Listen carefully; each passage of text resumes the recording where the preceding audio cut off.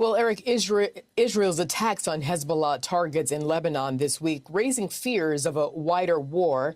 In fact, here's National Security Advisor Jake Sullivan earlier today. It has been since October 7th. There are moments where it is more acute than others. I think we are in one of those moments where it is more acute. He says the risk of escalation is real. Okay, let's bring in Mike Sorelli. He's a retired Navy SEAL officer. First of all, Mike, if I could, I want to get your reaction to rigging pagers and walkie-talkies as explosives. And is this a game changer? If so, how so? You've got to look at it from this point of perspective. This is the first time that a terrorist organization has been terrorized by a nation state. I mean, it's a masterclass by the Mossad in Israel in their ability to sort of get into the supply chain system that Hezbollah was using for their communications, rig them with explosives. I'll tell you this, there isn't a Hezbollah operative or soldier that won't think twice about using an electronic device, which means they're now in their thought process. Mm-hmm. Can terrorists use this tactic, or is the operation too sophisticated for them? No, it's not. They have the capability, but you got to remember that Israel is a nation of startups. They're extremely technologically advanced.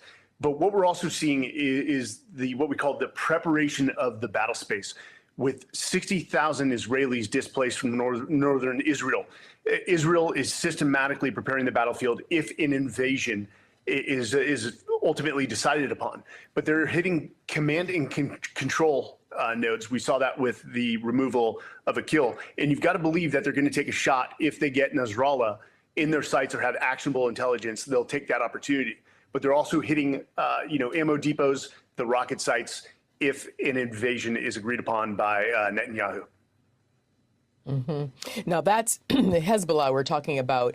But of course, Hamas is definitely still hard at work. So what I want to do, in a bad way, of course, here's a side-by-side look at Hezbollah and Hamas, Mike. Hezbollah has 100,000 fighters, with Hamas with some 9,000 to 12,000 fighters. Hezbollah has 150,000 firepower, which Hamas has 30,000 rockets and missiles. But when you look at the annual revenue, all right, Hezbollah with 700 million and Hamas is raking in over $1 billion each year. So first of all, where and how does Hamas get its money, and how does that money impact the Hamas war against Israel?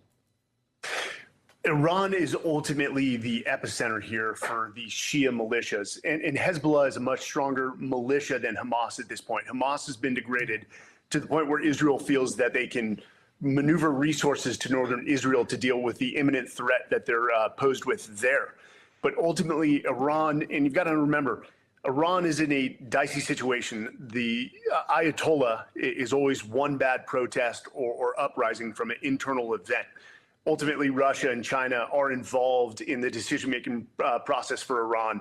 And of course, they're pushing Iran to continue whatever disruption they can gain in the region as it aids Russia with Ukraine and then China's expansion in Asia. And not to get off track here, but you said, emphatically that Russia and China are basically directing Iran in its operation, its terrorist operation.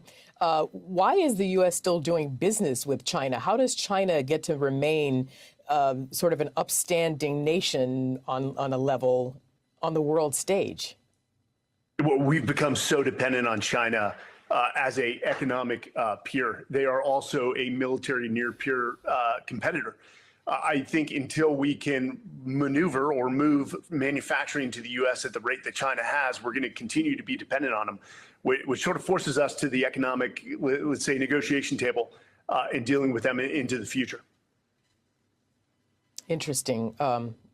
Have more on that, but we don't have time. How much time do I have, guys? Do I have time for a couple more, or do I have to say goodbye?